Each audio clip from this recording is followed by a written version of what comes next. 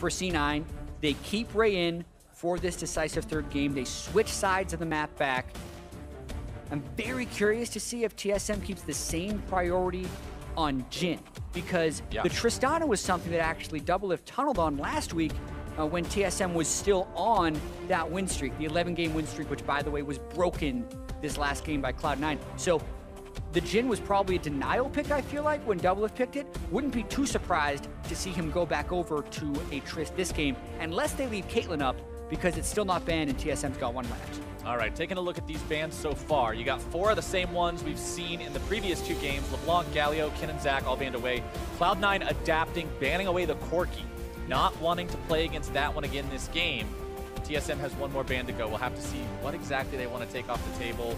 Time runs out as Syndra is banned out. So there's a bit of a mind game going on there. I think Caitlyn is almost the guaranteed first pick here, but if that happens, TSM might just pick Ori right away in the same spot that C9 did. So now C9 has to make the choice of, do they put Sneaky on Caitlyn as their carry option or Jensen on Orianna as their carry option? I think that's the choice that they're being pushed into by TSM here. Well, remember that Caitlyn has been banned away the previous 2 games. Has not been allowed to happen in this series just yet, so Cloud9 will go through, pick that one up for themselves. Yeah, and I think if TSM doesn't pick Ori here, C9 pick it right away.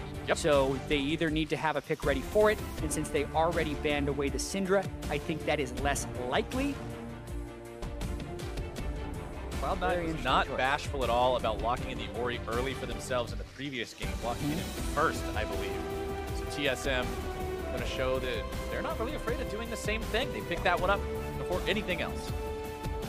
Orianna, oftentimes the signature champion of the best mid laners. No surprise that Jensen and Bjergsen both very good at it. Has become an incredibly potent pick in this series. I was going to say, honestly, this pick has helped define both wins so far. It's been super critical to the success of either one of these teams. And now with Corki banned away, the answer that TSM had to it is not available for Cloud9. Yeah, and TSM then go with Jhin instead of power picking a support. Because something that they were denied last game was pretty much the choice of any of the frontline supports, Thresh, Braum, or Tahm Kench. There's no way C9 can deny all of those here, but they kind of show their whole hand now. That's all of their lanes basically decided outside of jungle and support, because I do not think Contracts will play jungle rumble. So very much a pushing strat for C9, shown very early. So TSM now needs to pick engage and wave clear. So they already kind of know what Cloud9 does, which shows a lot of confidence in C9 in their style, but I also think is incredibly risky to show this early. Absolutely. TSM going to go ahead and not decide to do the same thing on their side. They're still going to leave that top laner open for the pick, open for guessing from Cloud9. They know they're up against Rumble. They lock in the Thresh for themselves. Biofrost, we know what a playmaker he can be on this champion. We've seen it banned against him before. Yeah, I really am not a fan of this draft from Reaper, because now TSM can block out the Tahm Kench and the Braum to take pretty much any hope of a solid front line for this multiple carry backline, and it allows TSM to build up a lot of dive and engage if they want to. I don't think Cloud9 has enough bans left to stop TSM from being able to pick wave clear and engage champions.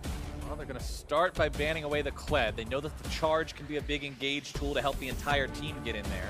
They also know that Hanser has played it in both games so far, so they want to remove that from the pool of possibilities. Yeah, I was expecting the Tahm Kench to come through as a second ban, so that's also something TSM can't pick that early, so I think that'll end up being the support from Smoothie. They instead get rid of Gragas since Contract succeeded with it last game in the jungle.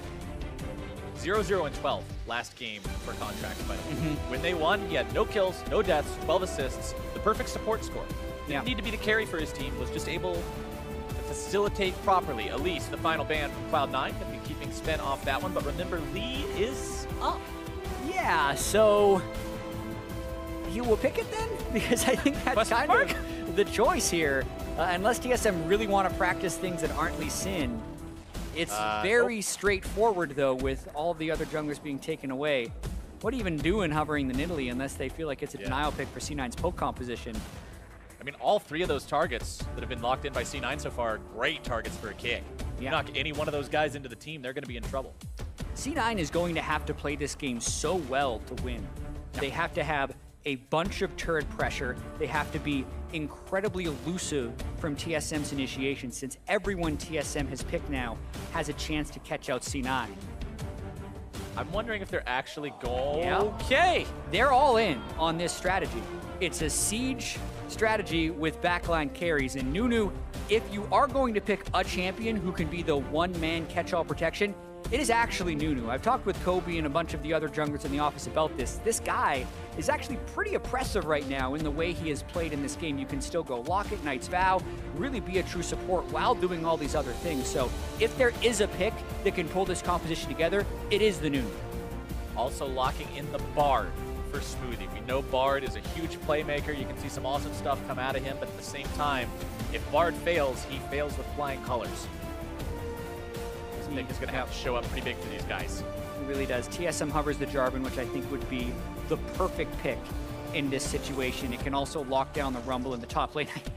This just seems like such a powerhouse team composition by TSM that C9 must need to be so careful with the way they push and shove these lanes, because if TSM kind of ever get ahead, I feel like they'll be able to throw themselves at C9 over and over and just kill the multiple squishy members on the C9 team. I mean, they've got the Ori Jarvan combo, right? Yeah. One delivers the ball, the other sets up the hoop, and it just creates this team fight that is so huge of a threat. There's no way that you can't respect it. And Cloud9 doesn't have the tools to not respect something. I mean, your tanky guy's a Nunu. That's it. Everybody else melts. Yeah, the way C9 I feel like needs to play this game now. Jensen pushes mid. It's a good matchup against Orianna. The Caitlyn can push in the early game. The Rumble can shove the Jarvan in the early game. And then Nunu invades Sven Skaren and stop his ability to get into the counter jungle. So the flaw for TSM's composition, so to speak, could be the early laning phase. That's where C9 has to pounce. Historically, not the best part of the game for Cloud9, though. This isn't a team that always shined through its early game. In fact, it was a team that commonly had problems in the early game. So they're setting themselves up with a very difficult situation, a tough hill to climb, if they want to find victory in this final deciding game. This is the one for all the marbles. Previous games were cool. They were a lot of fun. I got excited watching them. Yeah. But this is the one that the teams are really concerned about. This is the one that decides who gets to keep that win streak going and who's going to have the brakes pumped on them. Yeah, this series has been great. There have been very close games that are then swiftly decided by pretty much the late game decision making and team fighting. But this is a game that may not hinge on those moments. This could be a game that is decided in the laning phase. The crowd's hyped up. I'm hyped up. The team's got to be ready. They're out onto the Rift for the third and final time in this series to see who's going to walk away victorious. Fanning out at the start, the TSM chants begin, and both teams will be taking their defensive positions. It's a crowd war. It's a cheering contest back and forth. You can hear Cloud9's in a sea of TSMs as both sides really want to channel all their energy to the boys on stage, have them walk away with the win here today, get one step closer to being that #1 team in North America. I do feel like the fans were baited a little bit trying to compete with a 3-syllable chant with a 2-syllable chant. It is almost never effective. That's why we went over at Worlds last year. The way to cheer for Cloud9 was "Let's go C9." No, that's not it. I already forgot it. Why am I forgetting my own chant? Wait, did you come up with it? Let's go Cloud9, clap, clap, clap, clap, clap. That's the one. Okay, so let's go Cloud9, clap, clap, clap, clap, clap. That's how you compete with a 3-syllable chant. Yeah, because if you're doing a C9, you're either having the long break because you're kind of thinking about a 4-syllable measure. So it's like TSM breath, TSM breath. Right. But if you're C9, you either take 2 breaths off or you never get a chance to get a breath. So you can't compete with the TSM chant. I've done far too much thinking about this. I'm glad topic. you're a master of chant mechanics, because I didn't know any of this. I just always thought that whoever's the loudest wins the game. That can't happen unless you run out of breath. You can't just shout forever. Yeah, I guess that's true. Well, I guess you could do it in waves. Have half the crowd do the first C9, have the second half of the crowd, but then you lose your loudness because you're only working with half your dudes. All these problems that they'll have to overcome, but Cloud9 themselves have plenty of problems to overcome in this final game, going up against TSM. Now remember, Sneaky in both previous games has lost out in terms of farm early on against Doublelift, but when you're on Caitlyn, losing out in farm isn't really something that's in your itinerary. Yeah, this champion is banned away for a reason. People have really figured out the way to abuse the laning phase as much as possible, the correct trap placements in the mid game, and then the ultimate late game power with the Static Shiv Rapid Fire Cannon Infinity Edge build, which makes your traps pretty much impossible to step on and creates huge zoning prowess. So you can understand why it was first picked here, and then because of that, C9 do not want to have to go for a team fighting composition against the Orianna, which was locked in by TSM so early, and then go all in on the early laning phase. Cloud9 fans respond in force. After game number 2, TSM fans equalize it. Cloud9 says, oh, no, no, no, no. They come back 56% to 44%. Think Cloud9 is walking away with the win in this series after that powerful comeback in game number 2. I really want to keep an eye on contracts this game, too. Nunu needs to be able to get in the enemy jungler's face early. And he actually hasn't so far. I wonder if this delayed invade is going for Svenskaren's blue buff. If he really wanted to, he could flash consume smite, or just consume smite. He's gonna get it. Walks up, takes it right in his face. That's what Nunu does. Oh, and it's successful as well, because there's no way Svenskeren has the defense of his own team right there. That's exactly what you want to do on Nunu, and he might go back for more. Oh man, this is what Nunu's made of. Flash that wall and eat that Grom. Smack him. You can do it. Oh. Either way, Svenskeren still has to recall at level 3, means the gank threat is gone, which means C9 can continue to play aggressive in these lanes. They have to maintain this tempo for a very long time, and they cannot let Svenskeren get ganks off. They want to go on a magical journey coming in from behind these guys, and they're going to do it. Seeing if Bard can find the binding into the wall. Instead, only gets it onto a minion. Contract's making his way down. Hook lane, though, buys a lot of extra damage. The snowball for first blood. Why stop to hook if you were Biofrost? There are 3 people hitting you, and you have no backup there. The heal gets burned, the flash gets burned, and Contracts gets first blood. Good job from Cloud9. That's what we wanted to see from the Nunu. That's how this team has to work. And oh my goodness, Jack. We talked about how Drakes don't usually get taken very early. How about 4 minutes in? If you're a Nunu, anything's possible. Yeah, that's a 4-minute, 20-second Drake, and it's Ocean too, so this empowers their laning phase even more. The earlier Ocean Drake is taken, in my opinion, the better it becomes, because you immediately trigger that regen in the laning phase. Magical Journey, they know Lee Sin is back. The wave is in a good spot. They just kind of brute force their way through here. Biofrost could have just flashed right here, but he goes for a hook. Allows the snowball to be recast on him. Boom! That'll get you. The worst part is that projectile is so damn slow that you just have to watch it coming after you for a second before you're like, well, I guess I'm dead. It's like a mini version of a Karth assault.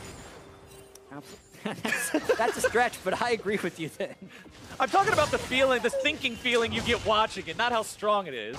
Yep, agreed. All right, fair enough. Haunter farming up here in the top lane, stuck under his turret right now by Ray, but Haunter's the one who's actually in charge in terms of farm. Remember that these two are going to have very different roles as the game goes on. Haunter, a big initiator, a burster. Ray going to be the one just bringing massive AoE team fight damage to this mid game as Biofrost makes a rotation mid lane, but oh, look who's strolling in. The Nunu, once again, just stopping these guys. Sometimes that's all it takes. He's got the level advantage on Svenskeren, and he also has his Bomby Cinder right now, which does help him take Raptors a little bit, but they need to be able to continually go in and track Svenskeren's Lee Sin. If they can get a combo, maybe even top lane, if Jarvan can get ahead or something, that's where TSM comes back, but this is the critical juncture in the game. C9, keep the pressure up in all lanes to try and snowball this game. Monster taken very, very low by Ray, who does have his equalizer available. Don't know if he really wants to go for anything too crazy here. Just going to back himself off, allow Haunter to farm that wave underneath the turret. Haunter does now have the Cataclysm available. TP up for both tops, meaning that if plays are sought after elsewhere on the map, they can join the fight.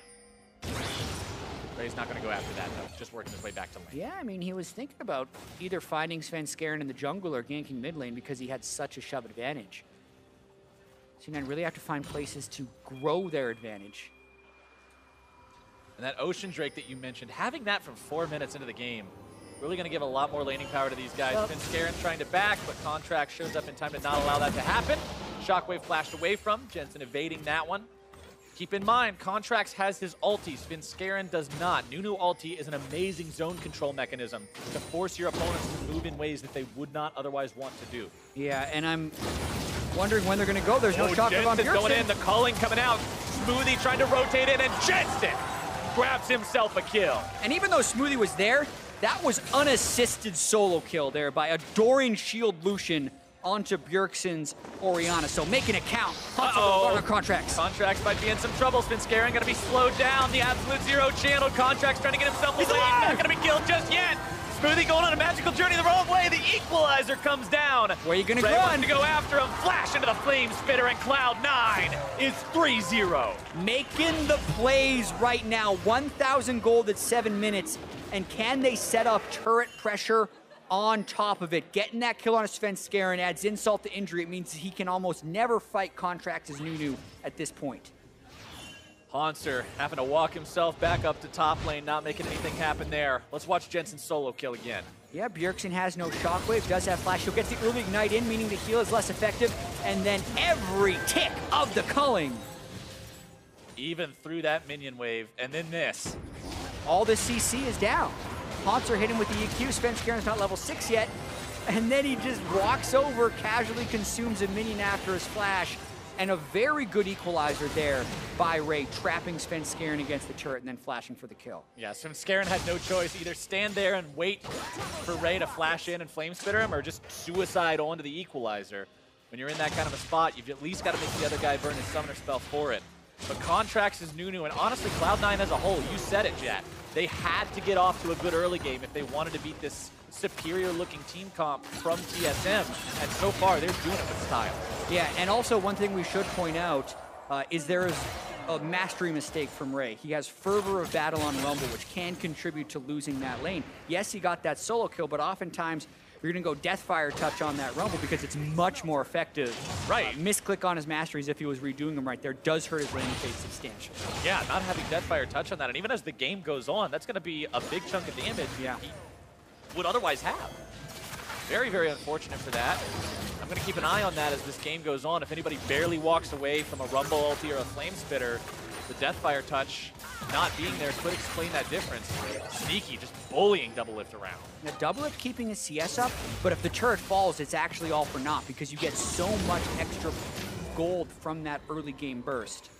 It really is about withstanding the assault from TSM right now and not falling prey to too many Bard roams or Jensen solo kills. And we know how effective Caitlyn is, not only at winning the laning phase, but once she gets out of it, once she takes down that enemy turret and starts rotating to other lanes, it's so hard to defend against her push. She sets up the trap line, sieges up outside of it, and can quickly collect all 3 tier 1s. Yeah, and they're trying to control this blue buff away from Bjergsen as well. Bjergsen's wave clear will not be nearly as potent if they can keep the blue buff on either Jensen or Contracts. They're going to secure this bottom lane turret. Early roam from the Nunu and the Lucian allows Sneaky to get solo turret gold, plus 650. Here comes that hungry Nunu looking to steal everything away again. He's so hard to kill too. The health that he has, considering the champion has one of, if not the highest base health in the game, along with the fact that you rush the Cinderhulk and just build pure tank, he's so difficult to kill as Ray goes in for the solo kill onto Haunter here. Electro Harpoons connecting, Flame Spitter coming out, flag and drag away. Haunter will not be forced to burn a summoner spell just yet. Contract still chasing after Biofrost. He's maxing Consumer here, so the snowballs aren't super effective. Deadly Flourish coming out. Contract's going to be in some trouble. Shot to come out. Only finding their way onto Sneaky right now. Contract at least just fine. That 4th shot not really doing a whole lot. Not enough damage on the Jhin. Yeah, but mission mostly accomplished. They got the blue away from TSM and did burn that curtain call so they can kind of keep the pressure up. Mountain Drake is very important, though, for being able to snowball down those turrets. TSM looking at it right now. They got Sven on it. They got Biofrost on it. They're not going to be doing it super quickly, though.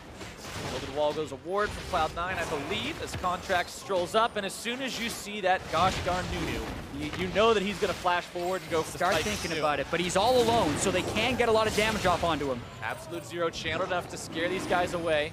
Contract's backing out, doesn't want to be tanking the auto attacks from the Mountain Drake.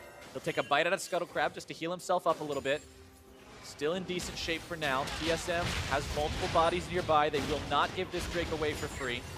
They weren't expecting the first one to be taken so quickly. It's on their minds now. Contract's Smite now available. And one thing I want to point out is that Contracts has Bonds of Stone. Yes, that is the correct mastery for Nunu. Yeah, that's going to make it so he's able to provide a lot of healing a lot of Exactly. Bond of bonus Stone will without. trigger every time you land a CC on a target. The snowball or just his ultimate is going to allow people to heal very generously over time on it. I think this mastery is actually very aggressively tuned. Even in the mid game, you're going to heal more off a Bond of Stone sometimes than you are off your Blade of the Ruin King if you have the Nunu E on a target and he's stacked up a lot of health. Ray might be in a little bit of trouble here. Haunter with the Flag and Dragon, the Cataclysm, Equalizer comes down, Scarin wanting to get involved. Ray turning the damage, fight back around onto Haunter, who honestly comes out in that trade worse for wear than Ray does. He doesn't lose his flash though, but Contract's coming in over the wall, looking to drop those snowballs. Flash over the wall, Haunter staying alive for now. Scarin dashing away, Contract still wants to go for it if he can. Jensen looking to make yet another solo kill onto Bjergsen here. Shockwave out to cancel the culling. Sneaky and Smoothie looking to make that 2v2 happen. A very nice binding comes down. Contract stopping Haunter's back. Flame Spitter damage coming out. Ray gonna be tanking the turret for now. Absolute Zero gets channeled. Ray gets taken down. Contract's grabbing the kill onto his opponent now. The junglers both still alive. Scarin has the burst potential of Sonic Wave and Resonating Strike, but that Nunu is so fat and tanky. It's very, very hard to bring him down. Yeah, and the pressure is relentless right here. Any kill TSM can trade back, though, is what they want if they move towards a teamfight phase. But when Contracts is actually getting these kills, it's actually making it possible for him to be the one-man teamfight frontline that can stuff the engages of TSM in the late game. So actually not that bad for him to be getting these kills early. We're going to watch this one more time. They traded so well early on. The Contracts just kind of walks up and doesn't allow Haunter to recall. He tanks the turret. It allows an easy Ray to kind of walk up, but they don't quite execute. The W gets through, and then the turret actually traded back to Ray. Contracts dropped the aggro a little bit early, so a misplay on the turret dive that gives a kill back. Kindle Gem now built by Contracts. Going to be likely seeing some more of those support items. Do you think we would see an Ardent Sensor on him this game that synergizes with the Bonds of Stone since he has 280 carries? That's something that I've heard of people doing on Nunu. To get the Ardent Sensor once the Bond of Stone heal triggers, and therefore that counts for Ardent Sensor. I have to double check that that interaction is the case. I think the Kindle It is the case. I actually, because I heard about people doing this on Nunu, and I was like, does that actually work? And it does work that way. So I'm curious if we're going to see that kind of a focus from him. But now he's the one being cut out a little bit here. Flashing away, trying to get himself into a decent spot. Going to be knocked airborne, looking to go over the wall, but Shockwave shuts him down. TSM finally punishing that Nunu as Haunter looks to go in on Jensen. Yeah, and now they have no lot of damage. That's why Jensen's trying to poke him out, but he gets hooked. Oh no, Jensen caught out. This is going to be disastrous for Cloud9. TSM find themselves two nice picks, and they'll take the Earthquake as the prize. Yeah, when TSM can group up and not have their turrets instantly die, they're going to take that in a heartbeat. So they get some very critical kills. They're also denied the Mountain Drake while Ray pushes that top side. Did have teleport, did not use it to come down. Ray deciding that he's just going to be going for the second turret of the game instead. Does secure that one for his team. It's still almost a 2,000 gold lead for Cloud9, but they can't show these signs of slippage this early in the game. They've got to maintain control. Yeah, so many CCs chained onto Contract. Sneaky was down bottom lane. Ray was top lane, did not have a good spot to teleport in, so they just shockwave him to death. And then Jensen doesn't want to give up Mountain Drake because it's such a core part of their win condition, being able to snowball down these early turrets. Blade of the Ruin King move speed, but he traps himself up against the wall, which doesn't leave him room to juke. Hook lands, Jin combos with the CC, and TSM pick up their second kill of the fight. Infinity Edge is now done for both marksmen. Means that they are going to have plenty of power with those crits in these team fights. Meanwhile, mid lane, that Blade of the Ruin King that you mentioned on the loop was done. Morello Namakon also completed for Bjergsen, meaning he can shut down some of that healing. It would be coming out from enemy 80 carries or from Contracts as Biofrost goes in, looking to catch Jensen out. Oh, a max range flourish. They find him again. Did not look like that skill shot was going to land, but it does get the root. And that's the type of window that TSM need to make plays. We talked about all the initiation they have and how careful C9 have to play because they can't make many, if any, mistakes in that laning phase to allow TSM back into this one. Cloud9, what once looked like a really promising game with few mistakes, has now had multiple errors. TSM trying to stop them from taking that Rift Herald. They don't want to allow that to go all the way. Bjergsen in a little bit of danger here mid lane. Ignited, but not taken down. Smoothie expending both summoner spells, trying to make that one happen. So having those off the board, going to be very useful for TSM. Sneaky, though, having taken down the enemy tier 1 bottom lane, has rotated himself mid. And this is where Caitlyn starts to become truly obnoxious. Contract still trying to take that Rift Herald, wants to keep Haunter away. And TSM want to delay this. Bjergsen's got about 10 seconds on his shockwave. I don't think they can actually prevent the Rift Herald. Svenskeren? Nope. I'm not going to steal from Nuno. No, you just can't do it. And Contracts has these smite consumes perfectly timed. You never see that. A lot of times on Nuno, you'll see a split second where the health bar shows where the smite and consume are different, and it drops and then it drops again. Every single time, Contracts is just one instant burst of massive amounts of damage. Now moving back into his own jungle, farming up just a little bit, getting closer to more and more of those support items. Looks like he may be, not sure exactly what he's going for there. Yeah. Kindle Gem plus Ruby. A couple things you can go for with that as they're potentially getting picks. You can go Warmog second on Nunu. Yeah. You'll hit the health threshold and regen it, and that'll also synergize very well with Block It later. He still has components for a Spear Visage if he wants to pick up the Magic Resist, turn that into a Spectre's Count, combine it with the Kindle Gem. Or he's just building components because Knight's Vow is a great item and he could build his Kindle Gem out of that. So a lot of different options Contracts still has with those components. C9, they used the Rift Herald mid. All it pretty much got to do is headbutt the turret once, but it takes it so incredibly low. And with the Shockwave, Cloud9 feels pretty comfortable pushing up, taking down this tier 1, looking to make a further play on the back of it. Biofrost going to be brought low. The damage doesn't quite come out though. Curtain Call going to be opened up. Contracts needs to block these shots. Smoothie going to be taken almost down, but Sven goes first. Another kill coming out. Ray's able to grab the one onto Biofrost. Bjergsen in the back line looking to run away. Double lift goes down to Jensen. As 3 fall for TSM, 2 down for Cloud9.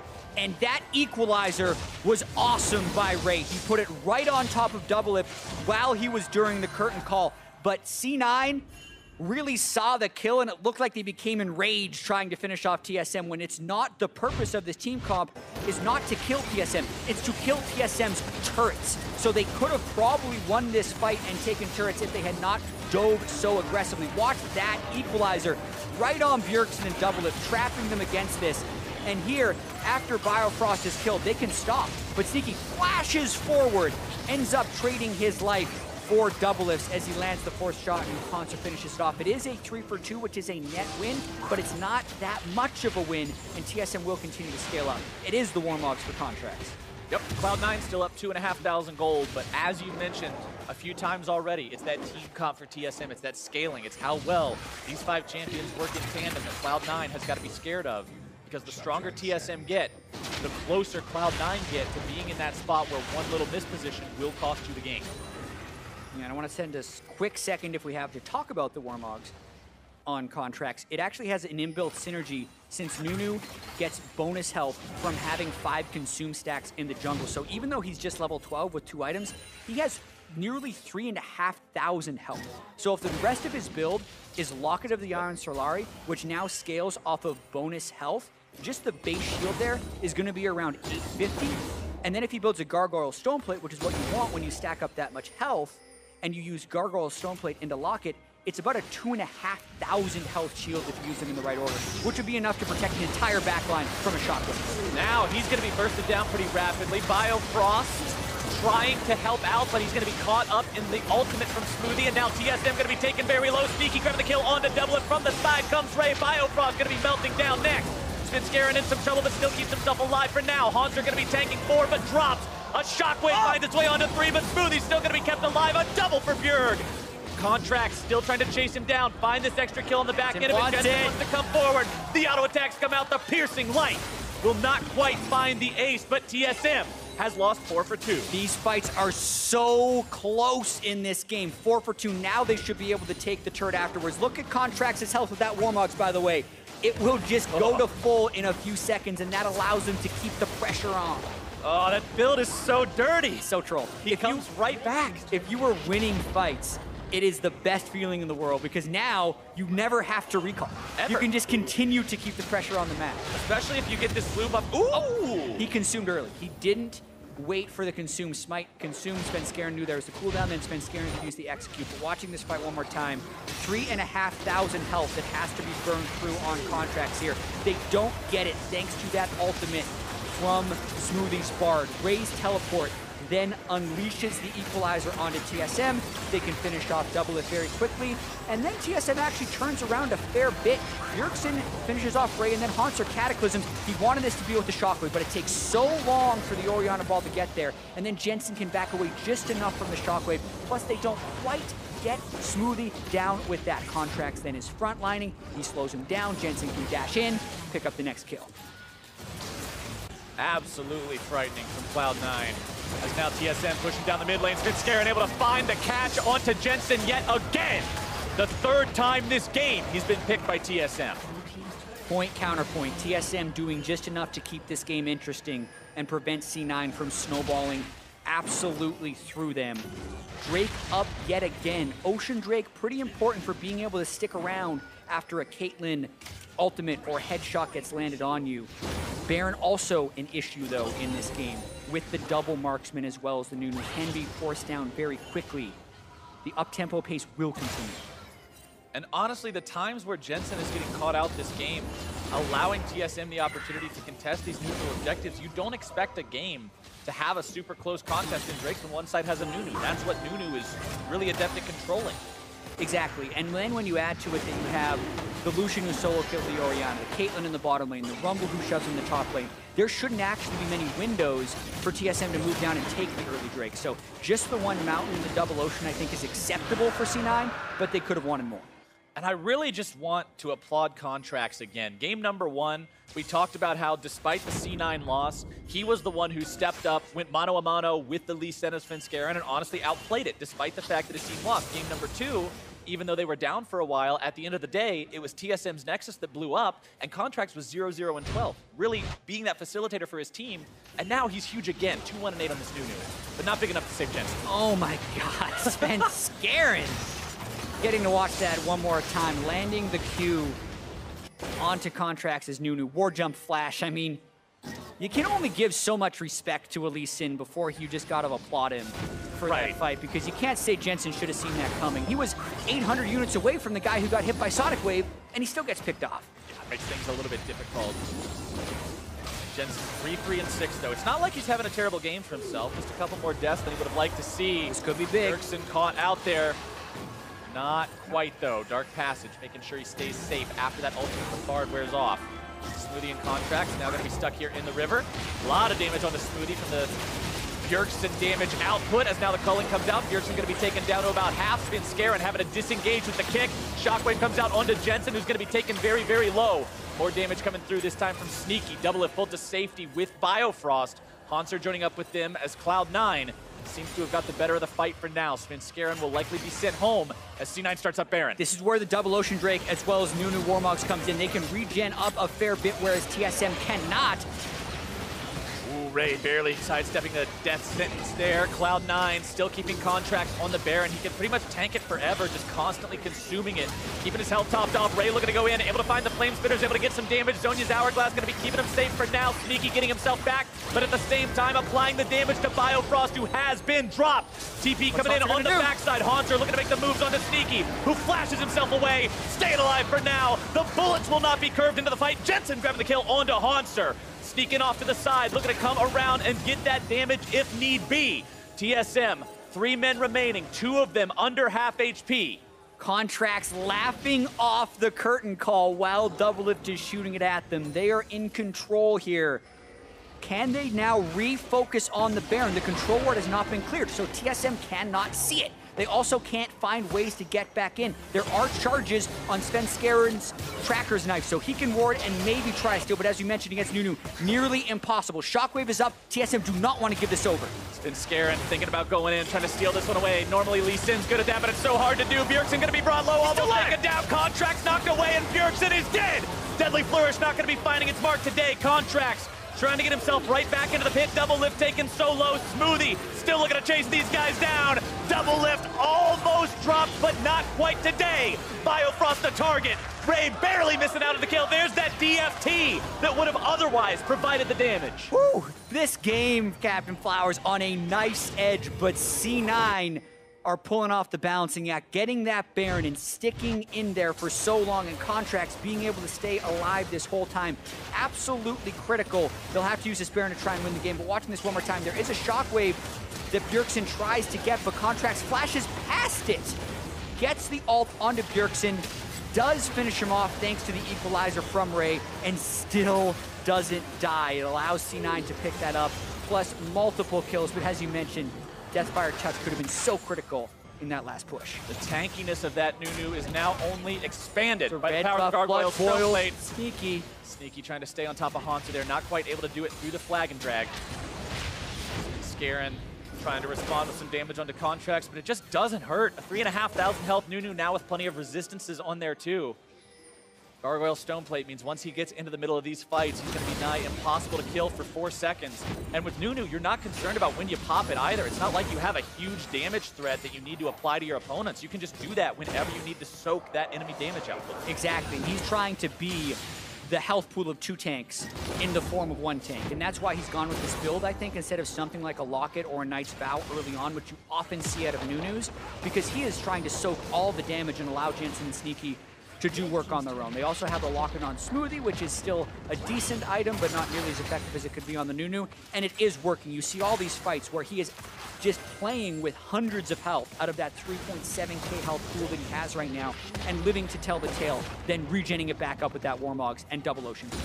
Double 80 carry objective focus comp from Cloud9. We voiced our concerns about it during the draft, how risky it was, but it's paying off now against the meta standard draft of TSM that has found itself now 10,000 gold behind. TSM seems to be on their back foot consistently at this point. So many traps bottom lane. Yeah, it's risky in the sense that there's not a fallback pattern. Unless they shove down the turrets and get a gold lead early, they generally don't win. But now they have the Nunu, the Baron, the traps. They want to go. And they've got the Caitlyn with that 3-item spike. This is where things go from bad to worse for TSM. They've got to find some way to defend these, but it just gets harder and harder as multiple lanes of Baron Enchanted minions going to be pushing into the tier 3s. Contracts on the front line. Beautiful ball. Multiple people. Equalizer comes down. More damage coming out. Double lift is out of the picture. And Bjergsen's going to be chased down next. TSM retreats and loses the mid lane in him. And C9 is in such a power spike right now. They have the option to go bottom for the inhibitor, but they're going for the Nexus. This is going to be it, potentially. Cloud9 wants to force the issue. TSM has got to pull off the victory here if they want to keep their hopes alive. Spin Scarin on the front line. Absolute Zero being channeled. Cloud9 keeping them off for now. Bjerg has to do the work. Sneaky and Jensen putting so much damage into Nexus turret number 2. Bjergsen gonna be brought down. Ladies and gentlemen, TSM will fall, and Cloud9 will be the ones to take them down. The reverse sweep comes in from C9, and a beautiful game 3 executed by them. 3 winning lanes all across the board, breaking out the Nunu on Contracts as he laughs his way through the game and closing it out before 30 minutes. Vengeance for the first series this split, and vengeance for the outcome of the playoff finals in Spring Split 2017. Cloud9 has shown that they are still a threat and can still contend with TSM. Yeah, even though it's just the regular season, even though they're still waiting to play COG this week, you see what it means just to take them down here, especially in the manner in which they did. Trailing in game 2, backs against the wall, pulling out clutch team fight after clutch team fight, then showing their hand very early on in the game 3 draft, saying, we're coming at you with Caitlyn, Lucian, Rumble, and shoving you down. TSM can't find the answer, and C9 walk away victorious. It was such an audacious draft pattern, but the fact that they had the faith in it, the fact that they knew they could execute as a team, this kind of goes to what we talk about with Reaper as a coach and as a drafter too. He said, look, we can get this done. It doesn't matter what their game plan is against it. It matters that this is our plan and we can execute with it. And Cloud9, just as a team, working so well together. You mentioned the Nunu and how he was the tank for the entire team, even though he was only one guy. And man, he did it right. Yeah, and then also Ray, you can see right there, very happy on stage. Relieved that him not taking Deathfire touch on Rumble didn't cost them the game, but also I think a very important series for him, because so often, at least in the spring split, Impact would win, Ray would come in, Ray would lose, and they'd bring back Impact to take control of it. The opposite happened here. Impact lost game 1, and then Ray was on the winning team games 2 and 3, which I think is so good for his growth, as he hasn't been able to transfer his play from solo queue onto stage here in the LCS. And even with the bad mastery choice, he destroyed that game with equalizers. 29,500 damage, 10,000 damage more than even Sneaky or Jensen. So props to C9 for pulling off this reverse sweep. And you threw it out in multiple team fights. The positioning of those equalizers was on point. It wasn't like he's just walking into people with a flame spitter and pressing Zonias. His ultimate targeting was exactly where it needed to be to make sure that they kept up that snowball. Yeah, and I mean, with the team composition they picked, when you win with those compositions, you always look very good. That's the way it works. You hit your power spikes before the other team can defend, and you run down those turrets. But they were playing on a very slim margin in that game. A lot of those fights were so close. So the things that didn't work in the first few games, like team communication or missing skill shots at critical moments, they were correcting that for game 3 in a very critical moment. And they did it. They found their win. They're now the ones who get to continue that win streak, that momentum we were talking about. And TSM are the ones who are now going to have to stop, regroup mentally, and put themselves in a spot to come back as they continue with their rough week. But for more on Cloud9 and their win, let's hear from Pastry Time, who's standing.